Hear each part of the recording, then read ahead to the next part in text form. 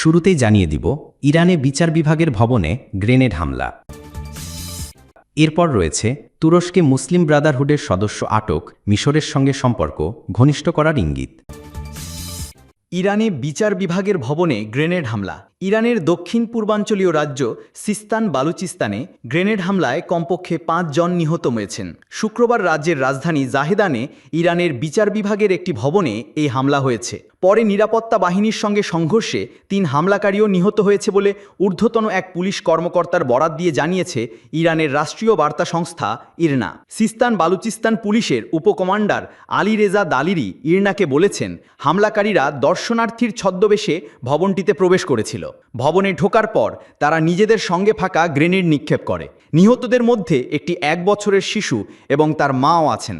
জৈশ আল আদি নামের একটি গোষ্ঠী এ হামলার জন্য দায় স্বীকার করে বিবৃতি দিয়েছে। আরবি জৈশ আল আদির বাংলা অর্থ ন্যায় বিচারের সেনাবাহিনী। এই গোষ্ঠীটি পাকিস্তান ভিত্তিক, তবে ইরানেও এদের সাংগঠনিক তৎপরতা আছে। পাকিস্তান ও আফগানিস্তান সীমান্তবর্তী সিস্তান বালুচিস্তান প্রদেশে ইরানের সুন্নি মুসলিম বালুচ সংখ্যালঘুদের বাস।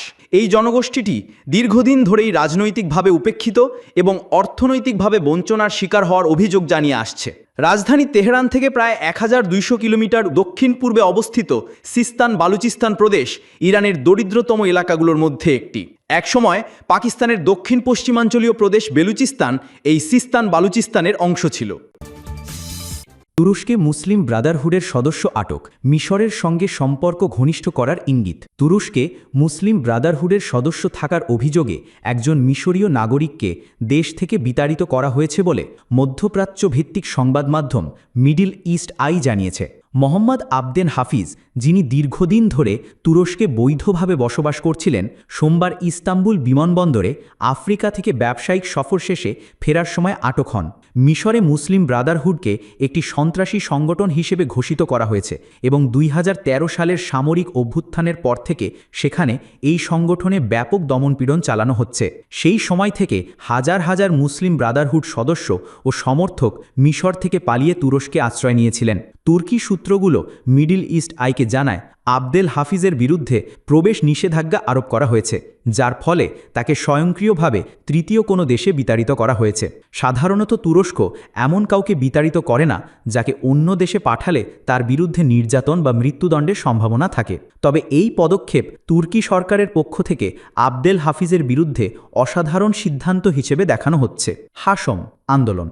মিশরীয় কর্তৃপক্ষ আবদেল হাফিজকে হাশম আন্দোলনের সদস্য হিসেবে অভিযুক্ত করেছে, যা মিশরের দৃষ্টিতে মুসলিম ব্রাদারহুডের একটি সশস্ত্র শাখা। আবদেল হাফিজের আটক ও বিতাড়ন মিশরের সোমবারের ঘোষণার সঙ্গে সঙ্গতিপূর্ণ, যেখানে তারা বলেছে হাশমের পরিকল্পিত একটি হামলা প্রতিহত করেছে। গত বছর দীর্ঘদিন ধরে মুসলিম ব্রাদারহুডকে সমর্থন করার পর তুরস্ক মিশরের সঙ্গে সম্পর্ক পুনঃস্থাপিত করে। বর্তমান মিশরীয় প্রেসিডেন্ট আবদেল ফাত্তাহ এল সিসি ২০১৩ সালের সামরিক অভ্যুত্থান পরিচালনা করেন, যার ফলে দেশের প্রথম গণতান্ত্রিকভাবে নির্বাচিত প্রেসিডেন্ট মোহাম্মদ মুরসি ক্ষমতা হারান। তারপর থেকে তুরস্কে আশ্রয় নেওয়া অনেক মিশরীয় সমালোচক এবং বিদ্রোহী গোষ্ঠী কঠোর চাপে পড়েছে, যার মধ্যে রয়েছে মেকামিলিন সহ টিভি চ্যানেলগুলোকে ২০২২ সালে তাদের কার্যক্রম ইউরোপে স্থানান্তর করতে বাধ্য করা। আবদেল হাফিজের আইনজীবী গুলদেন সোনমেজ মিডল ইস্ট আইকে বলেন, তুরস্কের সিদ্ধান্তে তার ক্লায়েন্টকে তৃতীয় কোনো দেশে পাঠানো একটি ভুল পদক্ষেপ। তিনি বলেন, তৃতীয় কোনো দেশ থেকে তাকে মিশরে ফেরত পাঠানো সম্ভব, কারণ মিশর বহু আঞ্চলিক দেশের সঙ্গে ফেরতের চুক্তি করেছে।